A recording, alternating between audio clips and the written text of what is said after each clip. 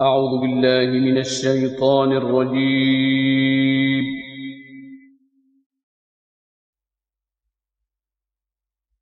بسم الله الرحمن الرحيم.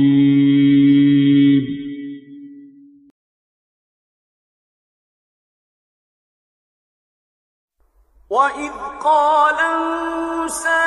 لفتاه لا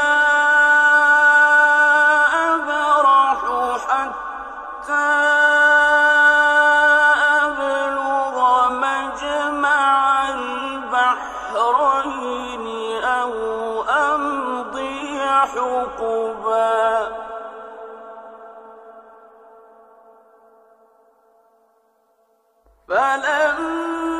فلما بلغا مجمع بينهما نسيا حوتهما فاتخذ سبيله في البحر سربا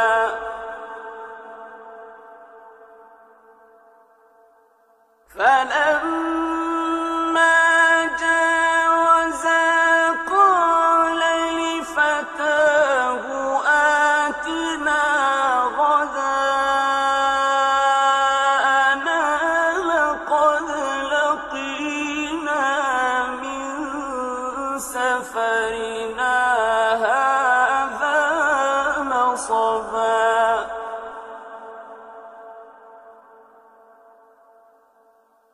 قال أرأيت إذ أوينا إلى الصخرة فإني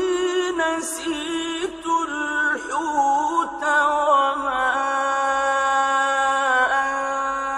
أنسانيه إلا الشيطان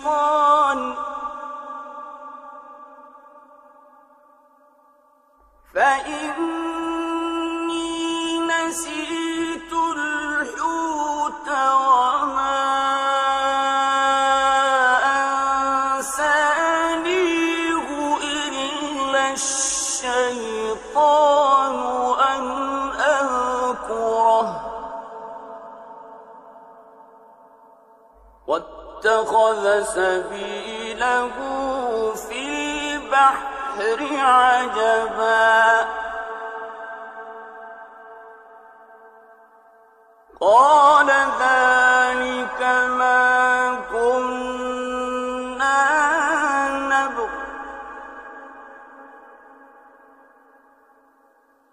فارتدا على آثارهما قصصا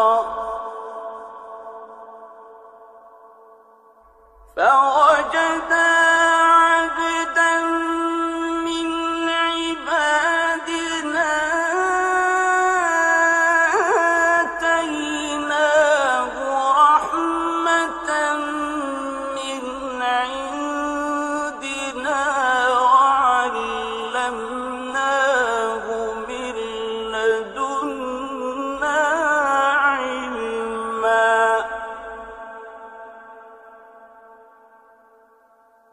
قال له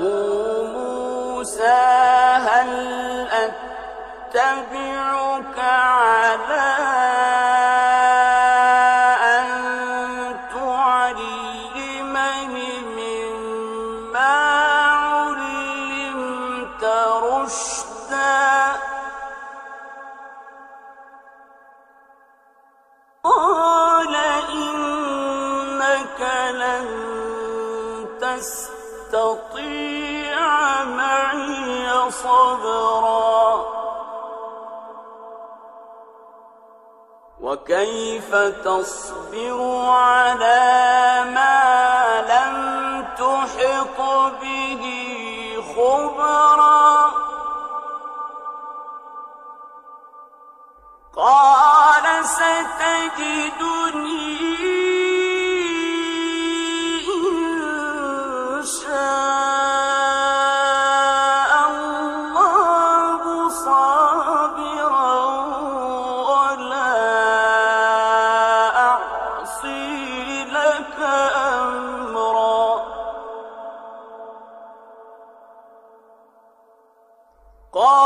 فإن اتبعتني فلا تسألني عن شيء حتى أحدث لك منه ذكرا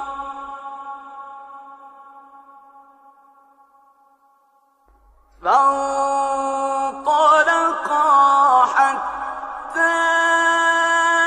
إذا ركبا في السفينة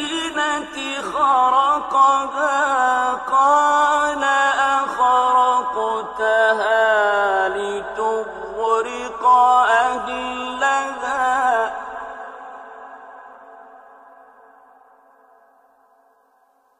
قال أخرقتها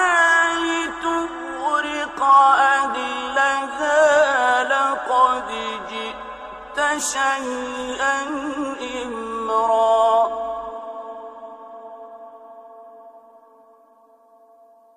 قال ألم أقل إنك لن تستطيع معي صبرا قال لا تؤاخذني بما نسيت ولا ترهقني من أمري عسرا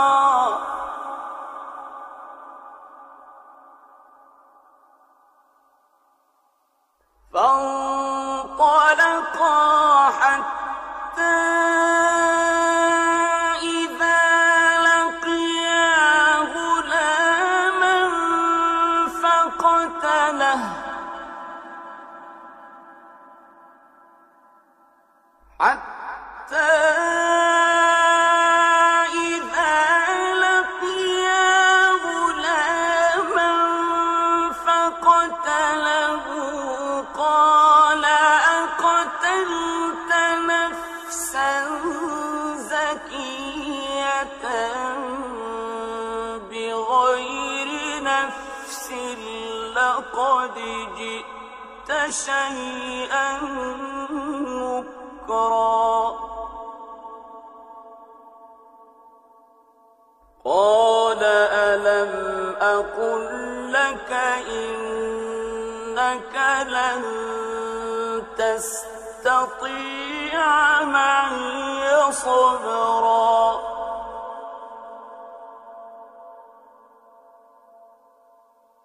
قال إن سألتك عن شيء بعدها فلا تصاحبني قد بلغت من لدني عذرا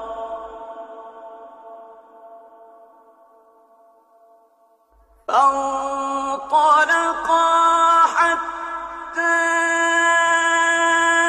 إذا أتيا أهل قرية استطعما أهلها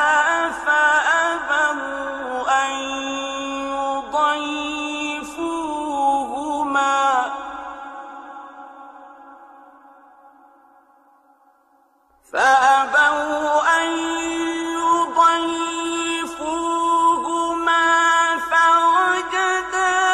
فيها جدارا يريد أن ينقض فأقامه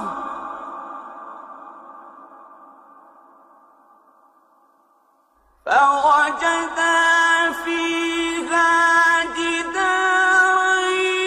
يريد أن ينقض فأقامه قال لو شئت لاتخذت عليه أجرا قال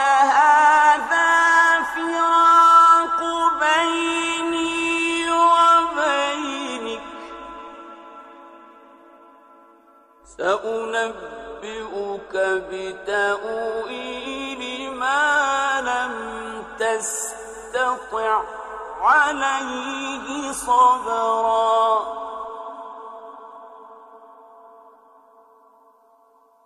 أما السفينة فكانت لمساكين يعملون في البحر فأردت أن أعيبها وكان وراءهم ملك يأخذ كل سفينة غصبا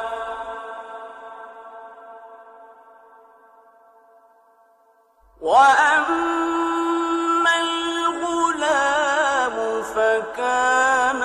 أبواه مؤمنين فخشينا أن يرهقهما طغيانا وكفرا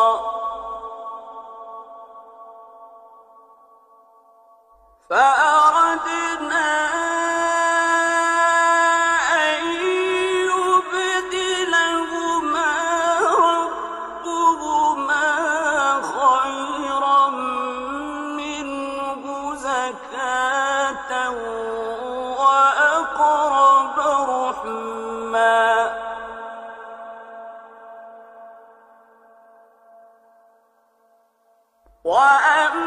وأما الجدار فكان لغلامين يتيمين في المدينة وكان تحته كنز لهما وكان أبوهما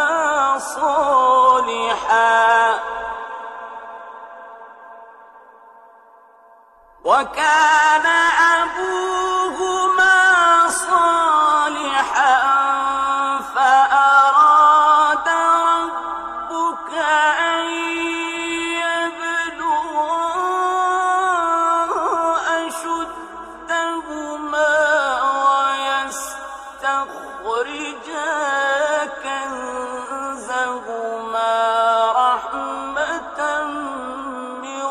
ربك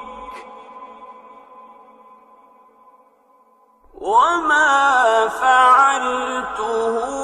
عن أمري ذلك تأويل ما لم تستطع